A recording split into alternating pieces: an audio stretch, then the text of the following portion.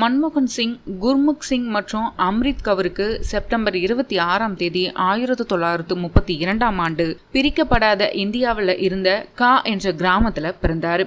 தற்பொழுது அந்த கிராமம் பாகிஸ்தான்ல இருக்கக்கூடிய பஞ்சாப் மாகாணத்துல இருக்கு. தேச பிரிவினைக்கு பின் பாகிஸ்தானில் இருந்து இந்தியாவுக்கு குடிபெயர்ந்த பல லட்சம் இந்து மற்றும் சீக்கிய குடும்பங்களில் இவரது குடும்பமும் ஒன்று. அமிர்தசரஸில் உள்ள இந்து கல்லூரி, பஞ்சாப் பல்கலைக்கழகம், பிரிட்டனில் உள்ள கேம்பிரிட்ஜ் பல்கலைக்கழகம் ஆகியவற்றில் உயர்கல்வி கற்ற மன்மோகன் சிங் அவர்கள் 1962இல் ஆக்ஸ்போர்ட் பல்கலைக்கழகத்தில் பொருளாதாரத்தில் முனைவர் பட்டம் பெற்றார்.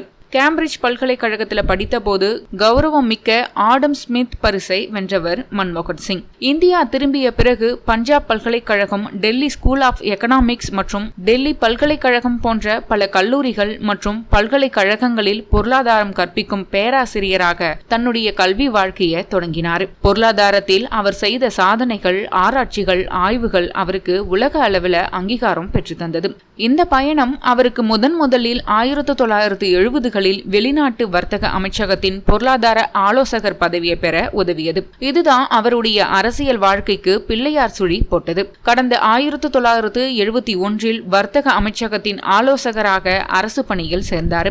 ஒரே ஆண்டிலேயே அவருக்கு அடுத்த முக்கிய பதவி கிடைத்தது.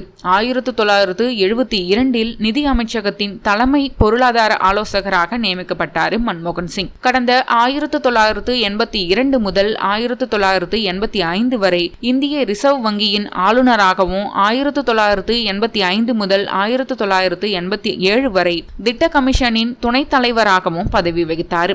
காங்கிரஸ் கட்சி வெற்றி பெற்று நரசிம்ம ராவ் தலைமையில் 1991ஆம் ஆண்டு ஆட்சி அமைக்கப்பட்ட போது அந்நிய செலவாணி பற்றாக்குறை போன்ற கடுமையான பொருளாதார நெருக்கடியில இந்தியா இருந்தது. அந்த காலகட்டத்தில் அரசியல் பதவி எதையும் வகிக்காத மன்மோகன் சிங் நரசிம்ம ராவ் தலைமையிலான அமைச்சரவையில் நிதி அமைச்சராக பொறுப்பேற்றார். PV நரசிம்ம ராவ் தலைமையிலான அரசில் புதியதாக நியமிக்கப்பட்ட நிதி அமைச்சர் தான் டாக்டர் மன்மோகன் சிங். இவர் இதற்கு முன்பு RBI கவர்னராகவும் இருந்த காரணத்தால நாட்டின் நிதிநிலை எப்படி இருக்கிறது என்பது குறித்து முழு புரிதல் இருந்தது. குறிப்பாக இந்திய பொருளாதாரத்தை அச்சுறுத்தி வந்த நிதி பற்றாக்குறையின் வீரியத்தை முழுமையாக தெரிந்து வைத்திருந்தார் மன்மோகன் சிங். 1991இல் மன்மோகன் சிங்கினுடைய வரலாற்று சீர்திருத்தங்கள் அடங்கிய தாராளமயமாக்கல் கொள்கை அடங்கிய பட்ஜெட்டை தாக்கல் செய்து இந்தியாவை திவால் நிலையில இருந்து மீட்டது மட்டுமில்லாம வளர்ந்து வரும் உலகளாவிய சக்தியாக அதன் பாதையை மாற்றினார். பிறகு 1991ஆம் ஆண்டு யாருமே எதிர்பார்க்காத வகையிலான ஒரு பட்ஜெட்டை தாக்கல் செய்து இந்திய பொருளாதாரத்தை திவாலாகாமல் காத்தது மட்டுமல்லாம நாட்டின் பொருளாதார வளர்ச்சியை 7% வரையில உயர்த்திய மாமேதை தான் மன்மோகன் சிங் அவர்கள். ஆனா இந்த பட்ஜெட்டுக்கு சொந்த கட்சியில் இருந்தே பல எதிர்ப்புகள் எழுந்த நிலையில அதை தனியாளாக கையாண்டாரு டாக்டர் மன்மோகன் சிங் அவர்கள். மன்மோகன் சிங்கினுடைய 1991 தாராளமயமாக்கல் பட்ஜெட்டை மணிசங்கர் ஐயர் மற்றும் நாதுராம் மிர்தா ஆகிய 2 எம்பிகள் மட்டுமே முழு மனதுடன் ஆதரித்திருந்தார்கள் என்பதும் குறிப்பிடத்தக்கது.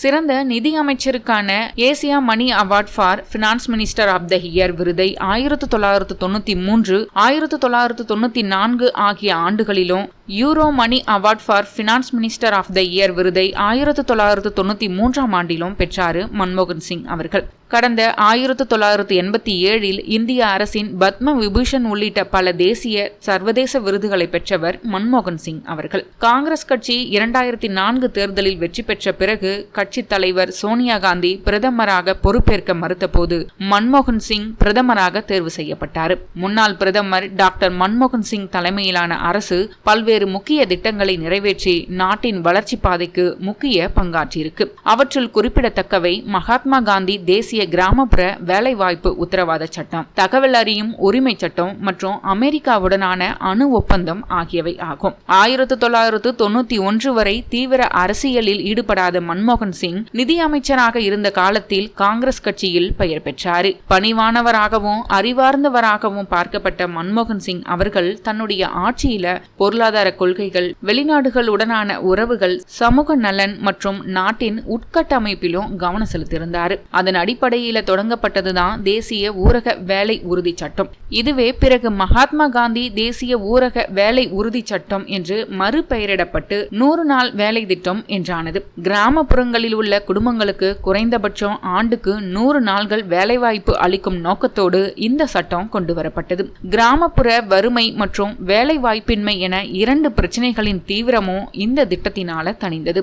மன்மோகன் சிங் அமல்படுத்திய தகவல் அறியும் உரிமை சட்டம் ஜனநாயகத்தின் மிக முக்கிய அங்கமாக பார்க்கப்படுது. ஏனென்றால் நேரடியாக மக்களுக்கு அரசின் செயல்பாடுகளை தெரிந்து கொள்ளும் உரிமையை இந்த சட்டம் வழங்குகிறது. 2005ஆம் ஆண்டு நிறைவேற்றப்பட்ட தகவல் அறியும் உரிமை சட்டம் இந்தியாவின் ஜனநாயக வரலாற்றில் ஒரு முக்கிய மைல்கல். இந்த சட்டத்தின்படி எந்த ஒரு இந்திய குடிமகனும் அரசு அல்லது அரசு சார்ந்த நிறுவனங்களில் இருந்து தகவல் கோரலாம். அந்தந்த நிறுவனங்கள் 30 நாட்களுக்குள் தகவலை வழங்க வேண்டும். மனுதாரரின் வாழ்க்கை அல்லது சுதந்திரத்தை பாதிக்கும் தகவல்கள் 48 மணி நேரத்திற்குள் வழங்கப்பட வேண்டும் என்ற முக்கிய கட்டுப்பாடும் விதிக்கப்பட்டது. இந்த சட்டத்தின் மூலம் அரசு தொடர்பான முடிவுகள் மற்றும் நடவடிக்கைகளில் வெளிப்படைத்தன்மை அதிகரித்துள்ளது.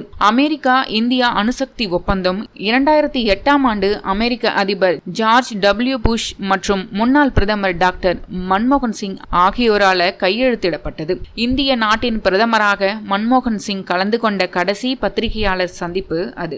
காங்கிரஸ் அரசின் மீது ஏகப்பட்ட ஊழல் புகார்கள் எழுந்திருந்த நிலையில உங்களின் அமைச்சரவையை திறம்பட வழிநடத்த தவறிவிட்டீர்களோ என்ற வகையில மன்மோகன் சிங் அவர்களிடம் கேள்விகள் முன்வைக்கப்பட்டது. அப்போதுதான் அவர் சமகால ஊடகங்களை விடவும் எதிர்க்கட்சிகளை விடவும் வரலாறு என்னிடம் கருணையோடு நடந்து கொள்ளும் என உறுதியாக நம்புகிறேன். நான் செய்தவை என்ன செய்யாதவை என்ன என்பதை வரலாறே தீர்மானித்துக் கொள்ளும். பலவீனமான பிரதமர் என்பதை நான் நம்பவில்லை என மன்மோகன் சிங் அப்போதே பேசியிருந்தார் என்பது குறிப்பிடத்தக்கது. அந்த மாதிரிதான் தற்பொழுது அனைத்து ஊடகங்களும் அவரை கருணையோடும் அன்போடும் அவரின் பெருமைகளை பேசி வருகின்றன.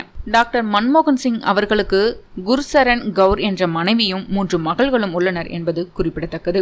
இந்தியாவின் முன்னாள் பிரதமர் மன்மோகன் சிங்கினுடைய மறைவு தற்பொழுது நாடே துக்கத்தில் ஆழ்ந்திருக்கு. இந்த நிலையில அவருக்கு மரியாதை செலுத்தக்கூடிய வகையில் மத்திய அரசு 7 நாள் தேசிய துக்கம் அனுசரித்திருக்கு. இந்த 7 நாளில் அனைத்து அதிகாரப்பூர்வ அரசாங்க நிகழ்ச்சிகளும் ரத்து செய்யப்பட்டிருக்கு.